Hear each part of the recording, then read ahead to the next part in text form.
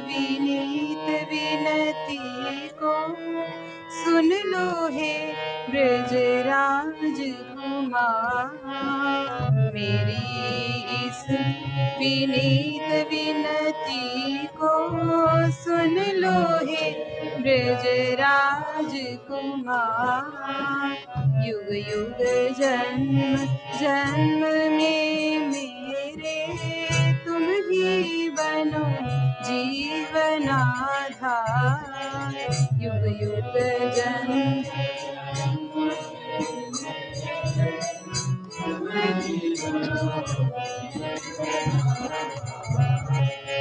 पद पंकज पराग की मैं नित हलनी बनी रहूं नंदलाल। पद पंकज पराग की मैं नित हलनी बनी रहूं नंदलाल।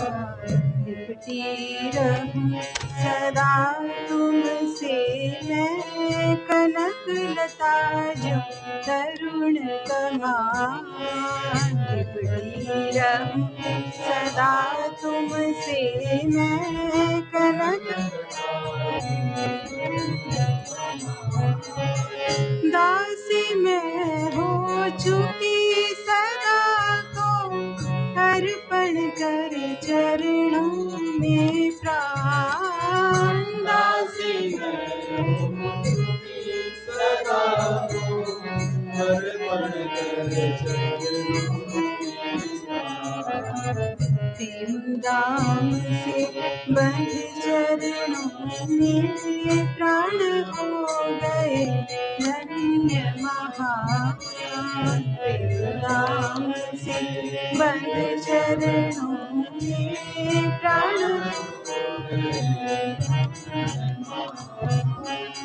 देख लिया त्रिभुवन में बिना तुम्हारे और कौन मेरा।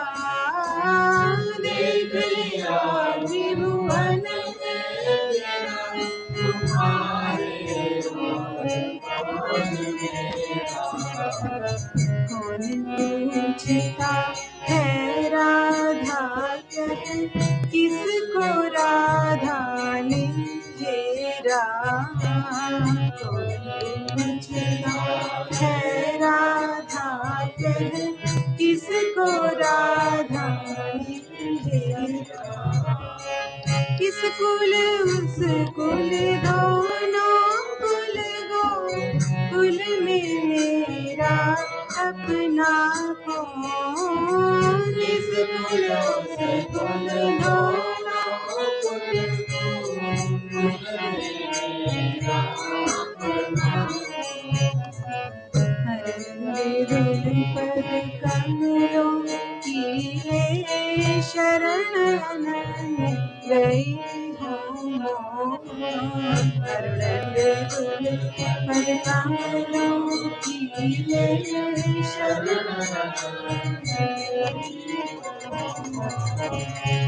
देखे बिना तुम्हें पल भर भी मुझे नहीं पड़ता है चैन। देखे बिना तुम्हें पल भर भी मुझे नहीं पड़ता है चैन। तुम्हें प्राणनाथ नित मेरे किसे सुना मन के बैन। तुम्हें प्राणनाथ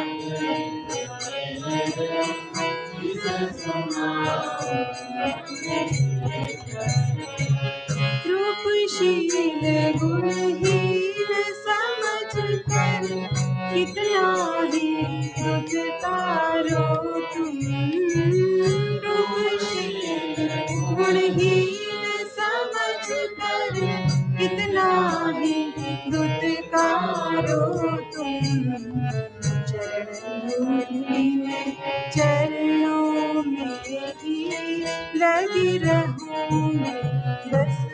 हरदम चरणों में ही लगी रहूंगी बस हरदम। मेरी इस विनती को सुन लो हे ब्रजराज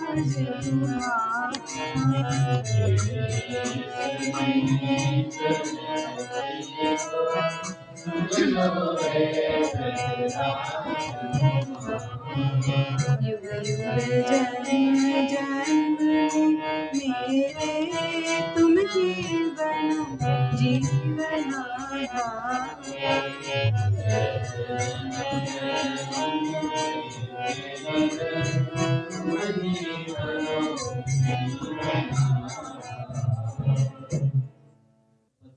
512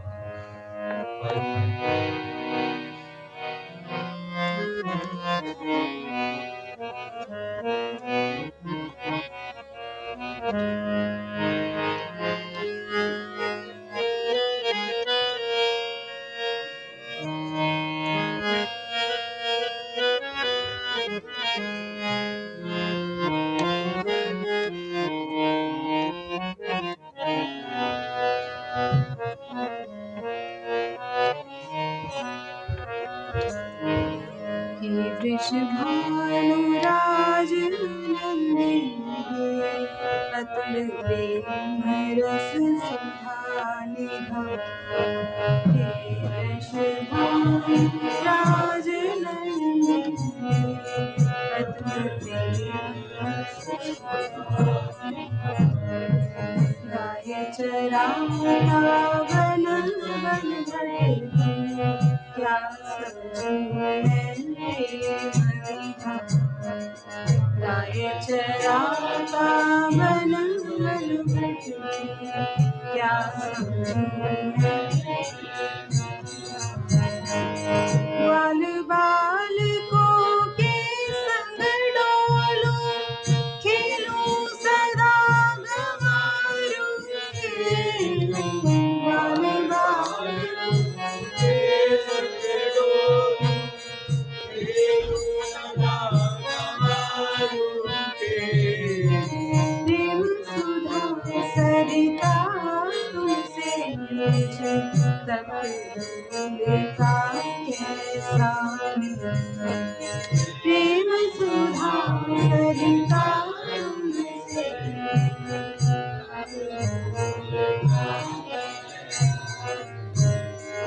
तुम स्वामी अनुरागी जग देती हो प्रेम भरे दर्शन।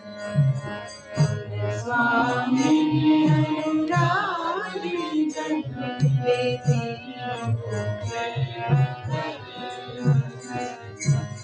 तब रति सुख पाता मैं मुझ पर बढ़ना अमित तुम्हारा रे। तब रति सुख पाता मैं मुझ पर बढ़ना कैसे ऋण का शोध करूं मैं नित्य प्रेम धन का गंगा। कैसे ऋण का शोध करूं मैं नित्य प्रेम धन का गंगा। तुम ही दया कर प्रेम दान दे मुझको करती गंगा। तुम ही दया कर प्रेम दान दे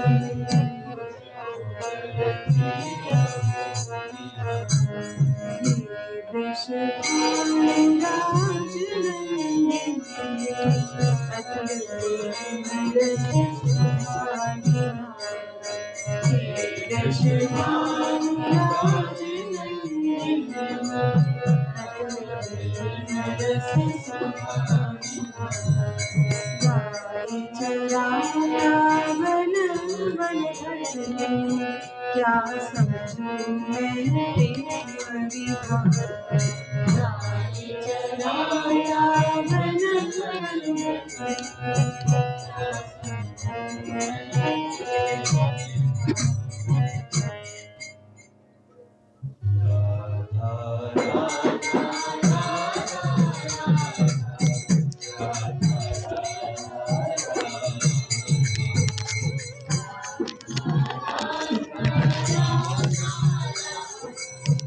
राधा राधा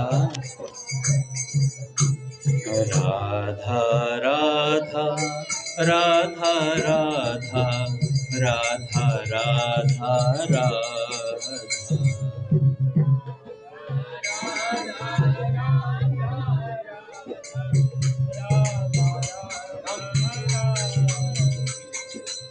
बोले राधा माधव सरकार की जय। पूज्य श्री भाई जी महाराज की जय। पूज्य श्री राधा बाबा की जय। पूज्या मैया की जय। अपने प्यारे भैया की जय। पूज्य दादा की जय। भक्तवत्सल भगवान की जय। हरि बोल। बड़े सौभाग्य का क्षण है कि आज भी हमें सत्संग और कीर्तन का परम लाभ प्राप्त हो रहा है। बड़ी विशेष कृपा है। पूज्या दीदी षोडश गीत का नित्य पाठ करवा जाती हैं। जब भी दीदी को समय मिले तभी आ जाएं दीदी।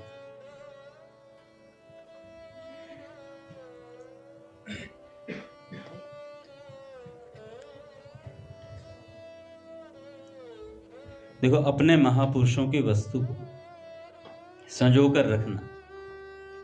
पूज्य बाबा ने ताम्र पत्रों पर षोडश गीत छपवा दिए थे और आप देखोगे कि कई मंदिरों में, राधा रमन जी के मंदिर में, जगन्नाथपुरी में भी एक जगह षोडश गीत लिखे हुए हैं और भगवान को अतिशय प्रिय हैं। और ठाकुर जी को तो पद रत्नाकर पूरा ही प्रिय है, क्योंकि बाबूजी भाव समाधि में लिखते थे। ठाकुर जी सामने बैठे होते थे तो सारे भाव समाधि में लिखे हुए उद्गार हैं, जिससे कुछ ना बन पड़े, ना समझ में कुछ आता हो लीला चिंतन क्या वस्तु है क्या नहीं है। एक तरफ से पद रत्नाकर का नित्य एक पद गाना शुरू कर। गाना नहीं आता तो पढ़ना शुरू कर। अर्थ समझ में आए या ना आए, सरल हिंदी भाषा है, कोई संस्कृत तो है नहीं। एक तरफ से नित्य एक पद पढ़ना शुरू करें, हो गया लीला चिंतन। और महापुरुष, जितनी देर आप उस पद को पढ़ेंगे उतनी देर वो महापुरुष विराजमान रहेंगे। पद रत्नाकर पूज्य भाई जी का वांगमय स्वरूप है।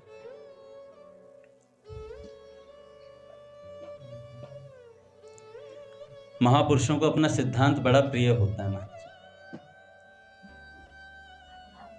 पूज्य बाबूजी ने पद रत्नाकर दिया, पूज्य बाबा ने प्रियतम काव्य दिया। और आप देखिए कि ब्रज के बड़े से बड़े महात्मा, उनकी कुटिया में आपको पूज्य बाबूजी बाबा का चित्र मिल जाएगा। जितने महात्मा बन रहे हैं वो गीता प्रेस की पुस्तकों को पढ़कर ही बन रहे हैं। प्रेम सत्संग सुधा माला, आस्तिकता के आधारशिला, अन्य अन्य पुस्तकें बहुत सारी पूज्य बाबूजी ने लिखी। भक्त चरित्र लिखे गीता प्रेस से। तो हमें प्रयास करना चाहिए कि हम इन महापुरुषों की लिखी वाणी को पढ़ पाएं।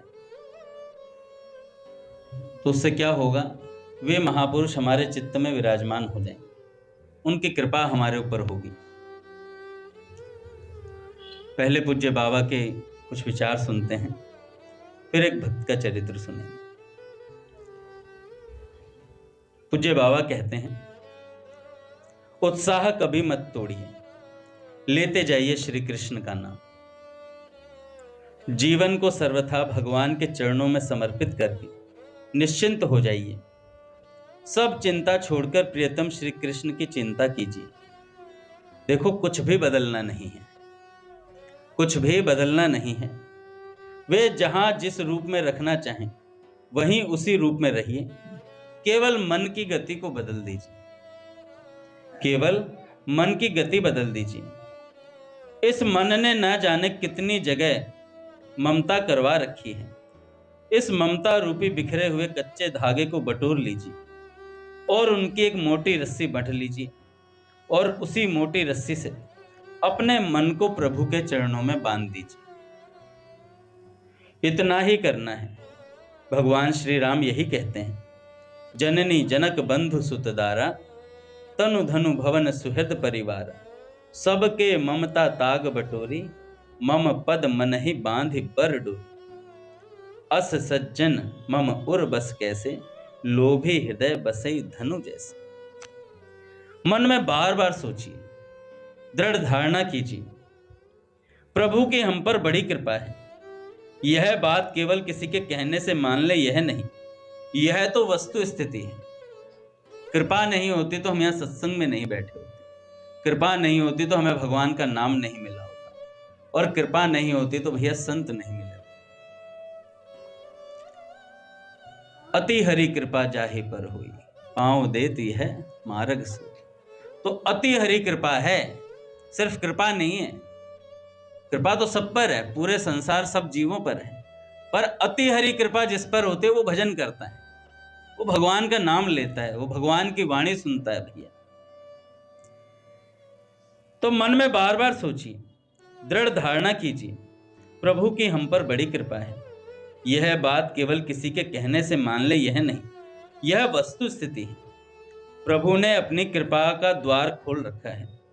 उन्हीं की कृपा का आश्रय कर उनकी कृपा को अधिक से अधिक मात्रा में ग्रहण कीजिए और उन पर न्यौछावर हो जाइए, और श्री कृष्ण पर न्यौछावर हो जाइए।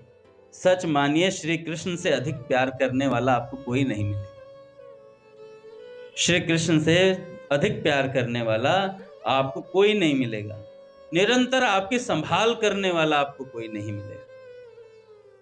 परम श्रद्धेय श्री भाई जी ने सत्संग में एक बार कथा सुनाई थी। एक योग भ्रष्ट महात्मा कहीं पैदा हुए थे। एक दिन वे धूली पर खेल रहे थे। राजा की सवारी निकली। राजा ने पूछा, धूल से क्यों खेलते हो? महात्मा ने कहा, धूल से शरीर पैदा हुआ, धूल में मिल जाएगा, इसलिए धूल में खेलते हैं। राजा ने कहा, मेरे साथ चलोगे? महात्मा ने कहा, चल सकता हूं, पर मेरी 4 शर्तें हैं। राजा ने शर्तें पूछी। महात्मा ने कहा, पहली शर्त है हम खूब सोएं और तुम कभी मत सो, और मेरी संभाल करो। दूसरी शर्त है तुम खुद मत खाओ और हमें खूब खिलाओ।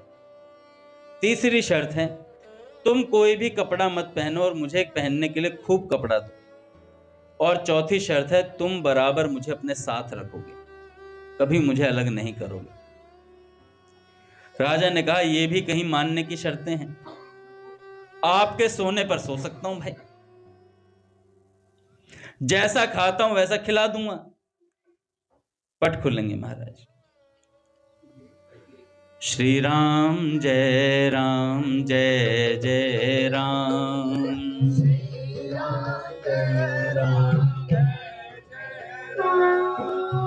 श्री राम जय राम, जय जय राम।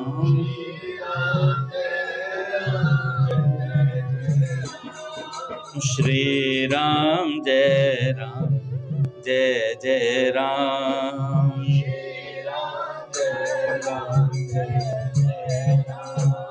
जय जय श्यामा, जय जय श्याम।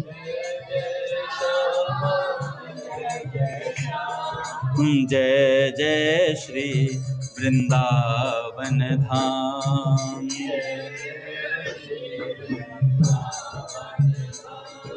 जय बरसाना, जय नंदगांव।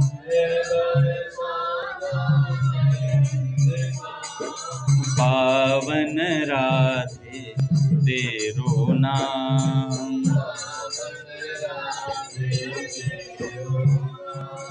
श्री राम जय राम, जय जय राम।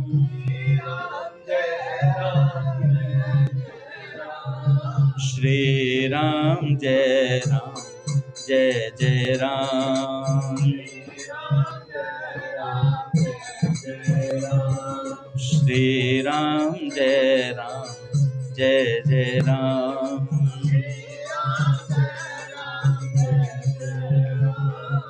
बोली राधा माधव सरकार की जय, गुरुदेव भगवान की जय। तो भैया राजा ने कहा, आपके सोने पर सो सकता हूं, जैसा खाता हूं वैसा खिला सकता हूं, जैसे कपड़े पहनता हूं वैसे पहनने को दे सकता हूं, जब कहीं जाऊं तो साथ ले चल सकता हूं। इतनी बातें तो हो सकती हैं, महात्मा ने कहा, तब तुम्हारे जैसे गरीब के साथ रहकर मैं क्या करूंगा। मेरा मालिक ऐसा है जो कभी स्वयं तो सोता नहीं, मैं खूब सोता हूं और वह बराबर जागते रहकर मेरी संभाल करता है। मेरे प्रभु कुछ खाते नहीं और मुझे खिलाते रहते हैं, स्वयं कपड़े पहनते नहीं और मुझे बढ़िया बढ़िया कपड़े पहनने को देते हैं, और मेरे साथ नित्य निरंतर रहते हैं। भगवान एक क्षण के लिए भी मुझे छोड़कर कहीं नहीं जाते। ठीक ऐसे ही प्रियतम श्री कृष्ण को छोड़कर इस संसार में भोगों के पीछे क्यों भटक रहे हो भैया। भोग छोड़ दीजिए ऐसा नहीं कहता मैं, बाबा कहते हैं कि भोग छोड़ दीजिए यह नहीं कहता, पर भोग भोगिए श्री कृष्ण की प्रसन्नता के लिए। देह की संभाल कीजिए, पर यह समझकर भीतरी मन से यह दृढ़ रूप में मानकर कि देह श्री कृष्ण की संपत्ति है। उनकी कृपा का आश्रय करके बढ़ने की चेष्टा कीजिएगा तो कुछ भी असंभव नहीं है। मन में दोष भरे हैं माना, पर यदि आप उत्साह तोड़ेंगे तो ये और भी तंग करेंगे। उनके चरणों का आश्रय करके, किनके? श्री कृष्ण के चरणों का आश्रय लेकर दोषों को निकाल डालिए। एक क्षण के लिए भी निराश मत होइए। निरुत्साहित होना क्षीण हुए दोषों को बल देना है, क्षीण हुए दोषों को बल देना है। दोषों को निकालने की चेष्टा करने पर ये मन में छिप जाते हैं, और जिस क्षण मनुष्य उत्साह भंग करता है उस समय दोष जोर मारने लगते हैं। इसलिए उत्साह कभी मत तोड़िए, लेते जाइए श्री कृष्ण का नाम। उत्साह कभी मत तोड़िए, रघुनाथ जी महाराज को प्रणाम। लेते जाइए श्री कृष्ण का नाम। देखो, जब जब उत्साह रहित होंगे हम, तब तब जीवन में दोष बढ़ेगा, और जब जब उत्साह बढ़ेगा तब तक दोष भगेंगे हमारे भीतर से। इसलिए कहा जाता है नित्य सत्संग होना चाहिए और नित्य कीर्तन होना चाहिए। नाम कीर्तन करेंगे, ये 2.5 घंटा जो होता है अपने मंदिर का, इसमें कोई काम विकार आता है या क्रोध विकार आता है या लोभ आता है, कुछ आता है क्या? नहीं आता। हमारे आशीष से पूछ के देखो, ये भाई 7:30 बजे आता है, पूरे कीर्तन में नृत्य करता रहता है, उत्साह से पूरित रहता है, लबालब भरा रहता है। अब क्या इसके जीवन में कष्ट नहीं है क्या? इससे पूछ के देखो, बताएगा कोने में ले जाके तुम्हें कष्ट क्या होता है। सबके जीवन में कष्ट है भैया, पर उत्साह तोड़ करके हम ये सोचेंगे पहले कीर्तन के टाइम पे कष्ट निपटा दें, ऐसा नहीं होगा। ये कीर्तन ऐसे उत्साह से करता, मेरा तो उछल नहीं पाता हूं, शरीर भारी हो गया है, मन तो ऐसा करता है इसके साथ कीर्तन करूं अपने आशीष के साथ।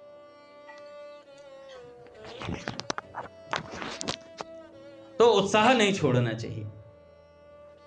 भगवान के नाम का आश्रय दृढ़ता से पकड़ लीजिए।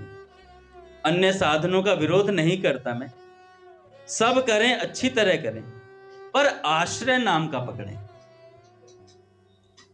जैसे छोटा बच्चा मां का आंचल पकड़े रहता है, इसके बाद हमें यह चाहिए वह चाहिए, सब चीजें खोजता है, बाप भाई बहन सबको चाहता है, परंतु मां का आंचल नहीं छोड़ता है। वो जानता है कोई कुछ ना दिलाए, पर मां मेरी जिद पूरी जरूर करेगी। ऐसे नाम का आश्रय रहना चाहिए।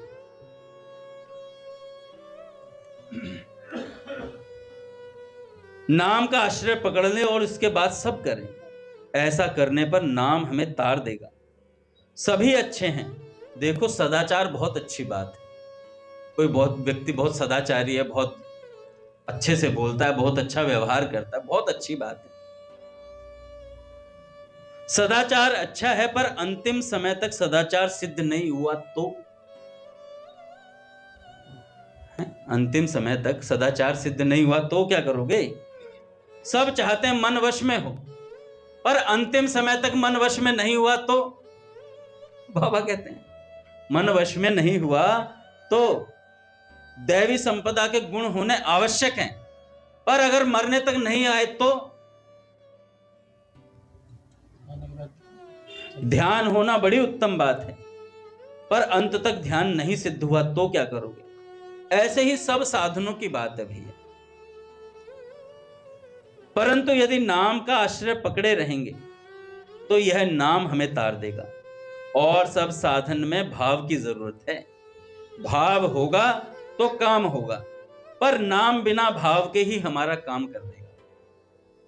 नाम बिना भाव के ही हमारा काम कर देगा। हम कलयुगी प्राणी हैं, हमारी बच्चे जैसी हालत है भाई। हम कलयुगी प्राणी हैं और बच्चे जैसी हालत है, दिन रात गंदगी में लिपटे हुए हैं। यदि बच्चा अपना मैला धोता रहे तो वह धोते धोते मर जाएगा। उसका मैल तो मां धोएगी। इसी तरह नाम हमारा निस्तार करेगा। और सब साधनों में तो सज्जनों हमें उठना है, पर नाम तो स्वयं अपनी शक्ति से उठाता है। और सब साधनों में तो हमें उठना है, पर नाम हमें अपनी शक्ति से स्वयं उठाता है। यह कितना अंतर है और साधनों। दूसरे साधनों में तो हमें शक्ति लगानी पड़ेगी, पर नाम स्वयं अपनी शक्ति से काम कर देगा। मन से न हो, भाव से न हो, कोई बात नहीं भी। मन से न हो, भाव से न हो, कोई बात नहीं, केवल जीभ नाम ले बस। बाबा कहते हैं केवल जीभ नाम ले। सकाम निष्काम कैसे भी करें, आदत डाल लें। जंभाई लेते, चलते फिरते, छींकते आदि हर क्रिया में किसी प्रकार हो जीभ से नाम लेते रहना चाहिए।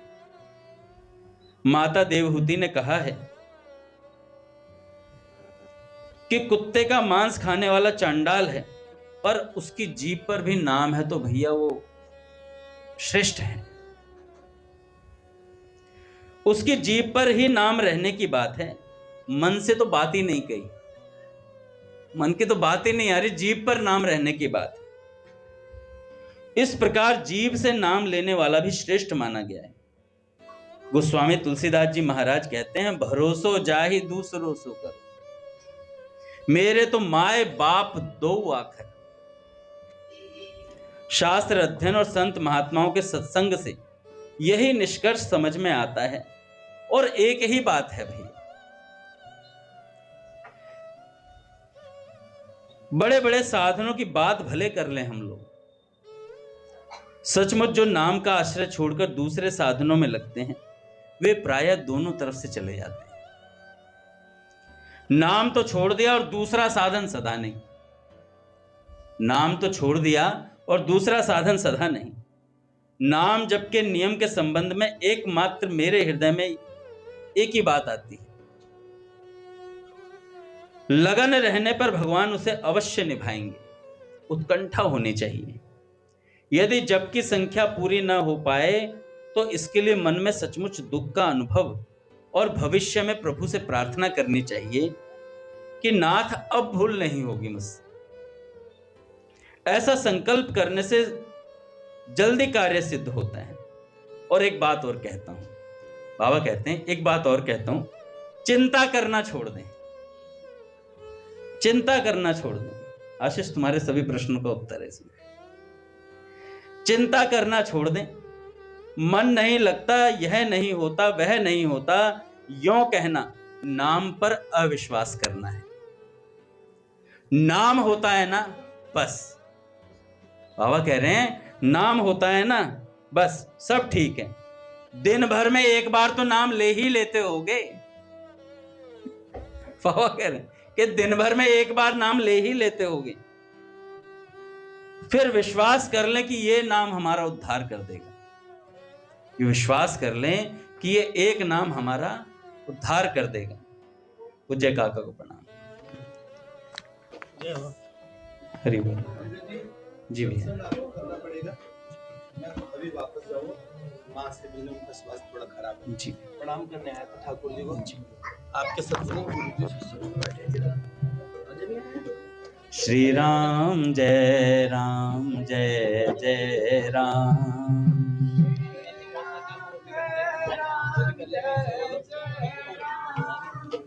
श्री राम जय जय राम।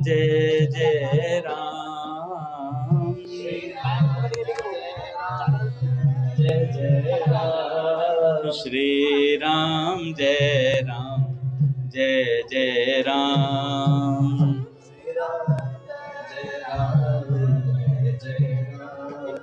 जय रघुनंदन जय सिया राम। रघुनंदन जय सिया राम। जानकी वल्लभ सीताराम। जानकी वल्लभ सीताराम। श्री राम जय जय राम। जय जय राम। श्री राम जय राम जय राम।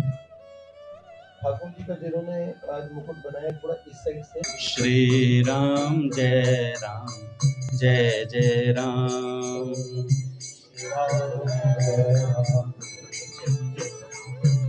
बोलिए राधा माधव सरकार की जय। तो भैया हम थे, पूज्य बाबा कहते हैं कि चिंता करना छोड़ दें।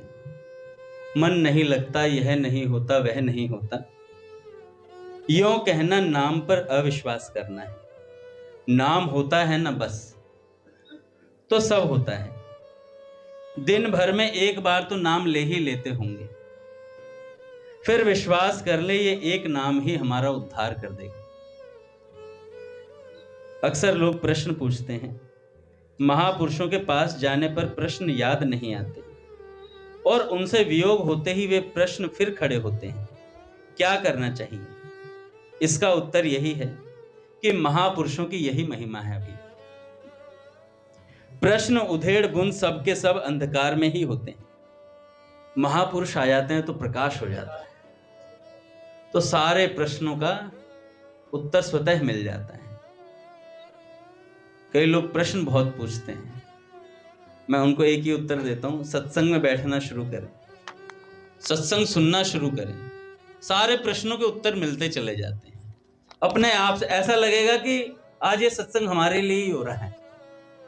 पूज्य श्री बालकृष्ण दास जी महाराज अपने पूज्य भैया ने भाई जी के चरित्र में बताया था, महाराज जी प्रश्न लेकर के गए थे गीता वाटिका, और उस दिन भाई जी ने जब प्रवचन शुरू किया तो उन्हीं के उत्तर दिया, उन्हीं के प्रश्न का।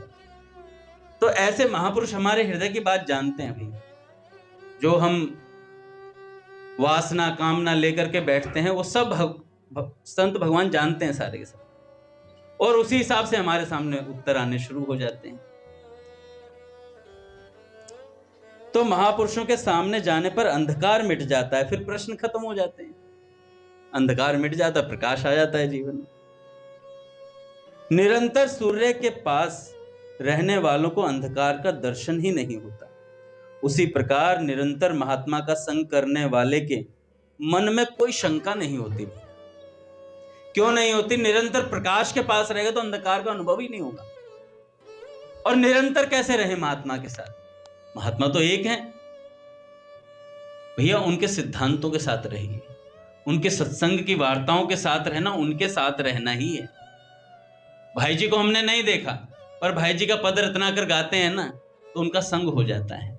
स्वामी जी को हमने नहीं देखा, पर स्वामी जी के सत्संग की पुस्तकें पढ़ते हैं तो ऐसा अनुभव होता है महाराज जी हमारे आसपास हैं। सेठ जी को नहीं देखा, सेठ जी की पुस्तकें पढ़ के ऐसा लगता है कि सेठ जी हमारे इर्द गिर्द घूम रहे हैं। महाराज पूज्य भैया ने ये प्रत्यक्ष बात अनुभव करके बताई कि जब भी हम जिस महात्मा का चरित्र पढ़ते हैं, उस महात्मा की प्रत्यक्ष मतलब वहीं वो महात्मा इर्द गिर्द रहते हैं हमारे। तो इसलिए महापुरुषों के चरित्र को पढ़ो भैया, उन महात्माओं को आशीर्वाद चाहते हो तो, उन महात्माओं की कृपा चाहते हो तो महात्माओं के इर्द गिर्द रहो। निरंतर सूर्य के पास रहने वाले को अंधकार का दर्शन ही नहीं होता, वहां केवल प्रेम की धारा ही नित्य निरंतर बहती रहती है। श्री नारायण स्वामी जी संत हुए, वृंदावन के एक बड़े ऊंचे महात्मा थे। लोग देखते कि वे प्रतिदिन कुसुम सरोवर से दौड़ते हुए 1-2 मील जाते, फिर वहां कुछ ही क्षण ठहर कर पीछे की ओर दौड़ते हुए घूमते हैं, कुसुम सरोवर पहुंच जाते वापस। प्रतिदिन उन्हें ऐसा करते देखकर लोगों ने पूछा, बाबा ऐसा क्यों करते हो? स्वामी जी ने बहुत आग्रह करने पर बताया, क्या बताऊं, मैं देखता हूं कि श्री कृष्ण सामने खड़े हैं, मुझसे रहा नहीं जाता, मैं पकड़ने के लिए दौड़ पड़ता हूं, वे भागते हैं, मैं भी भागता हूं। जब दौड़ते दौड़ते थक जाता हूं तो देखता हूं कि अब वे मेरे पीछे आकर खड़े हैं, मैं भी पीछे मुड़ जाता हूं, मैं पुनः पकड़ना चाहता हूं, वे भागने लगते हैं, मैं भी पकड़ने के लिए दौड़ता हूं। इस प्रकार दौड़ते दौड़ते कुसुम सरोवर वापस आ जाता हूं। लोगों ने पूछा, बाबा श्री कृष्ण से कुछ पूछते क्यों नहीं? स्वामी जी ने कहा, भैया क्या बताऊं, पहले तो बहुत सी बातें याद रहती थी, सोचता हूं यह बात पूछूंगा, पर जिस समय वे सामने आते सब भूल जाता हूं। जाहे लगन लगी घनश्याम की, धरत कहूं पग परत कित, सुरती नहीं एक ठोर, नारायण हरि प्रेम में दीखत नहीं कछु और। तो सब बातें भूल जाता हूं। यही बात होती है महात्माओं के संबंध में। जब महात्मा सामने आ जाते हैं तो हमारे प्रश्न खत्म हो जाते हैं। जो प्रश्न होते भी हैं वे सर्वथा अलौकिक प्रेम के ही अंग होते हैं, प्रेम में होते हैं, प्रेम के प्रवाह को और भी प्रखर बनाने वाले होते हैं।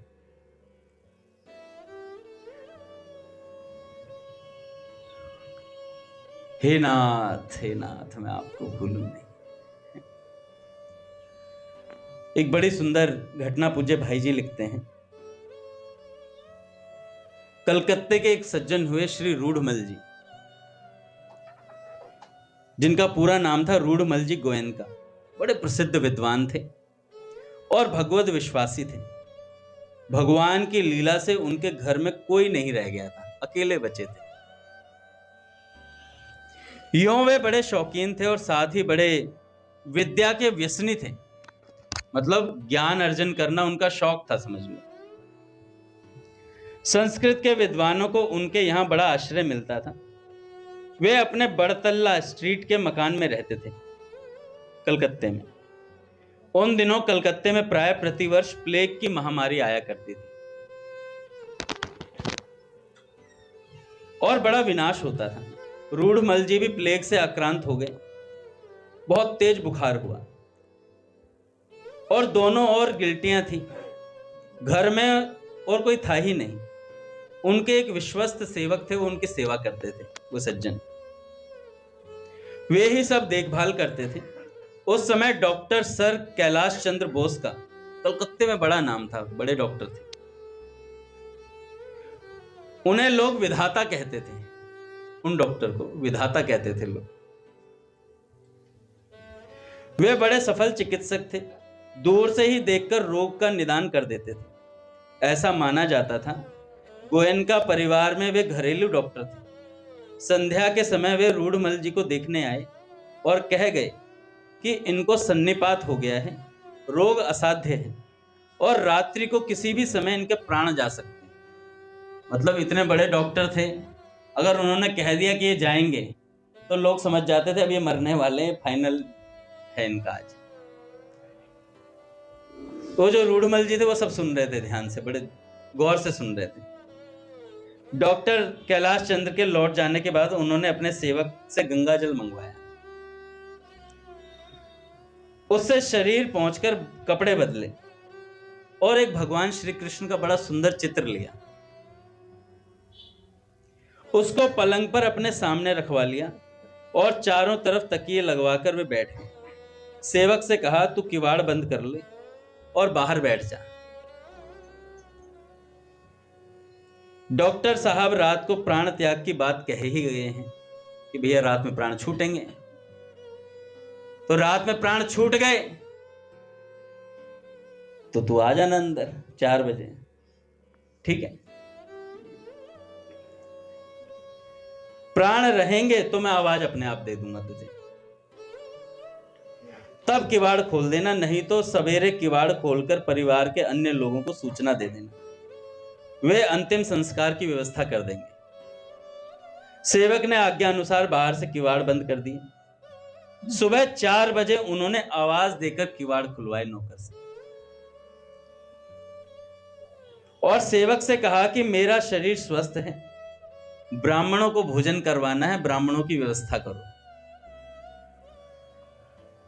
और तू गंगा जी के घाट पर और अपने परिचित विद्वानों के यहां जाकर 100 ब्राह्मणों को निमंत्रण देकर गया कि आज हमारे यहां भोजन है। वे 10-11 बजे भोजन के लिए आ जाएं और तू लौटकर ब्राह्मण भोजन के लिए रसोई की व्यवस्था कर। आदेश के अनुसार सारी व्यवस्था हो गई। ब्राह्मण भोजन भली भांति संपन्न हो गया। सारे ब्राह्मण दक्षिणा पाकर लौट गए और उधर वो डॉक्टर आ रहे थे, कैलाश चंद्र जी गोयनका। उनके परिवार के ही एक अन्य घर में रोगी देखने गए थे। उन्होंने पूछा परिवार वालों से, क्या बाबू रूडमल जी की अंतिम क्रिया कर दी है? डॉक्टर कॉन्फिडेंस में था पूरा कि रात को मैंने कह दिया तो मर ही जाएगा, मेरा आइडिया तो कभी जाता नहीं खरा।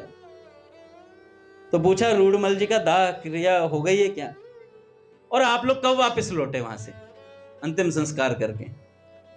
उत्तर में बताया गया कि वे तो जीवित हैं और एकदम बढ़िया हैं। कैलाश बाबू आश्चर्य में डूब गए और उन्हें देखने के लिए उनके मकान पर गए। देखा तो सदा की भांति रेशमी पीतांबरी कपड़े पहने हुए थे, तिलक लगाए आसन पर बैठे हैं और चौकी पर रखे हुए चांदी के थाल में ब्राह्मणों का प्रसाद पा रहे हैं। सर कैलाश ने यह देखकर उनसे पूछा कि आप यह सब किसके कहने से खा रहे हैं? डॉक्टर ने बोला, यह आप किसके कहने से खा रहे हैं? उन्होंने हंसकर उत्तर दिया, जिसकी दवा से ठीक हुआ हूं उसके कहने से खा रहा हूं। यह जिसकी दवा से ठीक हुआ हूं उसके कहने से खा रहा हूं। भगवान का विधान। सर कैलाश बाबू ने यही निश्चय किया कि इनका दिमाग खराब है और जाते समय वे देख रेख करने वाले से कह गए, इनका ध्यान रखना, फिर से अटैक वटैक आ सकता है दिमागी। ये लग रहा है इनका दिमाग खराब हो गया है, बुखार ज्यादा था रात को, प्राण तो नहीं निकले पर दिमाग में लोचा हुआ है। ऐसी बात उन्होंने कहनी चाहिए। और किसी भी समय शरीर जा सकता है। 3-4 बीते होंगे, डॉक्टर फिर आए उसी एरिया में। तब एक दिन वे स्वयं आए। पता लगा कि रूडमल जी एकदम स्वस्थ हैं। ये उनसे मिले और पूछा, आप सर्वथा मरने की स्थिति में थे और अब आप स्वस्थ हैं, आपने ऐसी क्या दवा ली जिससे आप एकदम स्वस्थ हो गए भैया? रूडमल जी ने बताया, उस दिन आप कह ही गए थे मेरे बचने की कोई आशा नहीं है। मैंने भी आपके वचनों पर पूर्ण विश्वास कर लिया। मैंने भी आपके वचनों पर पूर्ण विश्वास किया। मैंने मन में विचार किया, जब मरना ही है तो क्यों ना भगवान का स्मरण करते हुए मरूं। मरना तो है ही, डॉक्टर साहब लिख गए, आज तक कभी गलत हुई नहीं बात। तो कहा कि सोचा भगवत स्मरण करते क्यों ना मरूं। मैंने श्रीमद् भागवत के महात्म्य पढ़ा था कि श्री नारद जी ने सनकादिक से कहा, आपको काल प्रेरित जरावस्था कभी बाधा नहीं पहुंचाती और आप सदा सर्वदा 5 वर्ष की आयु के और नित्य निरोग इसलिए रहते हैं कि आप रात दिन हरिशरणम हरिशरणम हरिशरणम मंत्र का जप करते हैं। नारद जी महाराज कहते हैं सनकादिक ऋषियों से कि आप हमेशा 5 वर्ष की आयु में इसलिए बने रहते हैं, कभी बुखार उखार कुछ नहीं आता, एकदम चकाचक रहते हैं। इसलिए रहते हैं कि आप हरिशरणम मंत्र का जप करते हैं। मैंने सोचा क्यों ना मैं भी इसी मंत्र का जप करूं। मैंने गंगा जल से शरीर पहुंचकर कपड़े बदलकर भगवान श्री कृष्ण का सुंदर चित्र रखवा लिया। बुखार तो तेज था ही, दर्द भी भयानक था, पर मैं तीनों ओर तकिए लगाकर किसी तरह बैठ गया कि मैं बैठ जाऊं किसी तरीके से जप पर, और हरि शरणम मंत्र का जप करने लगा। पता नहीं कितनी देर तक होश में रहा मैं, मुझे पता नहीं। जब तक होश में रहा तब तक जप चलता रहा। लगभग 4 बजे मेरी बाह्य चेतना लौटी। मुझे अपना शरीर ठंडा और बड़ा हल्का मालूम हुआ। दर्द नहीं था। मैंने हाथ लगाकर देखा कि दोनों ओर की गांठें बैठ चुकी हैं। मैंने सोचा कहीं बहम ना हो। मैं पलंग से नीचे उतरकर इधर उधर घूमा थोड़ा कि कहीं आत्मा तो नहीं रह गई है मेरी शरीर छूट गया। तो मैं थोड़ा घूमा थोड़ा कि वाकई में मैं जिंदा हूं या नहीं हूं। ना दर्द था ना बुखार था। मैंने समझा ये हरि शरणम मंत्र का चमत्कार है। ब्राह्मण भोज कराना चाहिए, अतः मैंने ब्राह्मण भोजन की व्यवस्था की और ब्राह्मणों के भोजन करके लौट जाने के बाद मैं उस दिन का प्रसाद पा रहा था। उस समय आप पधारे भी थे, आपने देखा था। मेरी दवा और मेरा डॉक्टर हरि शरणम मंत्र ही था, जिसने मुझको आश्चर्यजनक रूप से स्वस्थ कर दिया। डॉक्टर सर कैलाश चंद्र यह सुनकर आश्चर्यचकित हो गए और उनकी आंखों में आंसू छलक आए कि देखो भगवान की कितनी कृपा है कि मंत्र से चमत्कार हो गया। भाई ये भगवान के नाम में बल होता है भैया, ये ऋषियों ने ऐसे ही नहीं लिख दिए हैं। अगर कोई पालन करे, कोई बात मान ले संतों की, तो जीवन परिवर्तित होता है भैया। प्राण रहना तो बहुत छोटी बात हो गई, लेकिन हम जैसों के लिए प्राण रहना बहुत बड़ी बात है। बुखार उतर जाए भाई, बुखार हो 103 104 डिग्री, और उसके बाद एकदम से आपको कोई कह दे भैया राम बोलने से 10-15 मिनट राम बोलो, काम हो जाएगा, ठीक हो जाओगे। राम बोले बुखार उतर जाएगा, हमारे लिए तो यही कल्याण की बात हो जाएगी। सिर दर्द ठीक हो जाए। भाई जी कहते हैं पहले सकाम नाम लेना भी कोई गलत बात नहीं, लेकिन सकाम जपते जपते जपते आप निष्कामता की तरफ बढ़ ही जाएंगे। ये नाम का प्रभाव है। सकामता से निष्कामता की यात्रा पूज्य भाई जी का जीवन है। आप देखिए पूरा चरित्र सुन करके, सकामता से निष्कामता की ओर, और ऐसी निष्कामता जहां पर साक्षात श्री राधा रानी की परिणति हो जाती है भाई जी के स्वरूप में।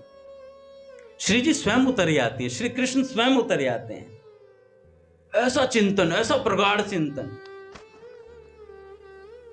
तभी तो ये पद लिखे जाते हैं महाराज कि हटे वह सामने से तब कहीं मैं अन्य कुछ देखूं।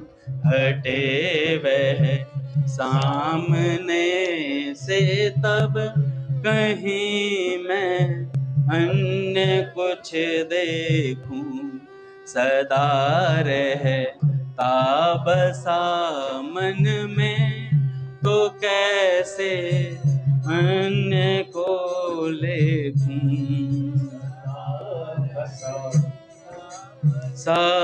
मन में तो कैसे अन्य को लेखूं। तो ऐसी स्थिति हो गई थी कि भगवान हटते नहीं है। किससे? केवल नाम से। केवल नाम से ऐसी स्थिति हो गई। पूज्य चोपड़ा जी हुए बाबूजी के परिकर, तो बार बार कहते थे बाबूजी से, भीमसेन चोपड़ा जी भाई जी से आकर के कहते, भाई जी हमें कोई सेवा दीजिए, हमें कोई सेवा दीजिए।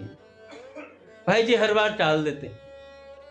एक दिन फिर कहने लगे, भाई जी कोई सेवा दीजिए। भाई जी ने कहा कि ये लो माला, 2 माला किया करो। तो 2 माला के लिए बोला। तो जैसे अब मान लो हम खाली है और हमें कोई कह दे कि 2 माला किया करो, भाई जी बस 2 माला, तो उनके मन में ऐसा भाव रहा कि बस 2 माला, बस 2 माला। तो भाई जी जानते थे कि ऐसा जीवन में एक पड़ाव आएगा जहां ये 2 माला भी भारी हो जाएंगे। चोपड़ा जी कहा करते थे, कहते भाई जी जानते थे यथार्थ स्थिति को, ये 2 ही माला निभा पाएगा अंत तक, ज्यादा नहीं निभा पाएगा। तो वे चोपड़ा जी महाराज भाई जी के कहने से उन्होंने 2 माला की सेवा ली, और एक मंत्र और भाई जी ने दिया, उन्हें गोपाल मंत्र दिया। उस गोपाल मंत्र का क्या चमत्कार था कि वो जपते जपते जपते जपते जपते उन्हें वेणुनाद सुनाई देने लग गया था। ऐसी स्थिति थी चोपड़ा जी की। और नारायण दादा कहते हैं, जब अंत समय में चोपड़ा जी की ऐसी स्थिति थी, तो एक जगह वो गए थे प्रोग्राम में, तो उन्हें थोड़ा ऊंचा सुनने लगा था। तो सब कहते थे चोपड़ा जी बहरे हो गए हैं। तो नारायण दादा कहते हैं, वो हमसे कहते हैं, मैं बहरा नहीं हूं, मैं बहरा नहीं हूं, बहरा बना दिया गया हूं। मुझे एक नाद सा सुनाई देता है सदा, वो उस मंत्र की महिमा थी। पूज्य घनश्याम दास ठाकुर जी को भी बाबूजी ने 51 माला का नियम दिया था उस मंत्र की। वो मंत्र ही ऐसा है महाराज, उससे प्रिया प्रियतम के प्रति एकदम आकर्षण पैदा होता है, ऐसा है वो मंत्र। तो ठाकुर जी 3 लाख तो वैसे करते थे, 51 माला वैसे करते थे। कब समय में क्या समय मिलता, तब भी सेवाएं होती थी महाराज। तब भी महाराज जी को सुबह नहलाना धुलाना सब कुछ भोग वगैरह पवा करके तब निकलते थे माला करने के लिए। सेवा करके वृंदावन की परिक्रमा देते, फिर शाम को आते महाराज, फिर शाम को फिर नाम जप करते और रात्रि में छत पर घूमते घूमते करते और 1:30 बजे फिर उठ जाते, सुबह 1:30 बजे फिर उठ जाते। तो उस समय भी नाम जब बहुत, तो जो चोपड़ा जी थे ना, अंत समय में जब उनकी स्थिति आई मरने की, तो जब नारायण दादा जाने लगे, सुबह की परिक्रमा होती थी बाबा की, तो उसमें जाने लगे, तो चोपड़ा जी ने कहा कि नारायण, डॉक्टर शर्मा से कह देना कि हमें आकर देख ले, थोड़ा हमें आकर देख ले। कह रहे ये आखिरी था हमारा उनसे मिलना, जब हम आए तो उनका शरीर जा चुका था। तो उनसे किसी ने पूछा कि